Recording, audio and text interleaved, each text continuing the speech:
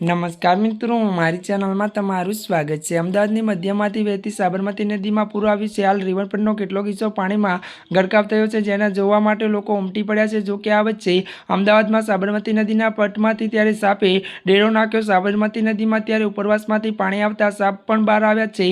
નદીના પટમાંથી સાપ નીકળતા લોકોમાં ડરનો માહોલ ફેલાયો છે। ત્યારે રિવરફ્રન્ટ સાબરમતી નદીના પટમાંથી નીકળતા સાપ લોકોમાં ડરનો માહોલ ફેલાયો છે। બીજી બાજુ સાપનું રેસ્ક્યુ કરનારા વોલન્ટિયર્સ ત્યારે પણ સામે આવ્યા છે।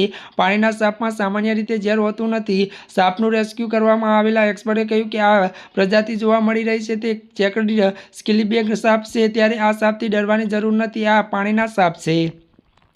આ સાપનું ત્યારે બિહેવિયર એવું હોય છે કે બચકા ભરવા માટે આવે છે, પરંતુ તેનું ડિફેન્સ મેકેનિઝમ હોય છે જેનાથી ડરવાની જરૂર નથી। આ પાણીના સાપ જરા પણ જોખમી નથી। આ જ પ્રકારના સાપ રિવરફ્રન્ટ આસપાસ વિસ્તારમાં જોવા મળે છે। અત્યાર સુધી 120થી વધુ સાપને રેસ્ક્યુ કરાયા છે, જેમાં 4 કોબરા અને 3 જેટલા ત્યારે રેલવે વાઇફ છે।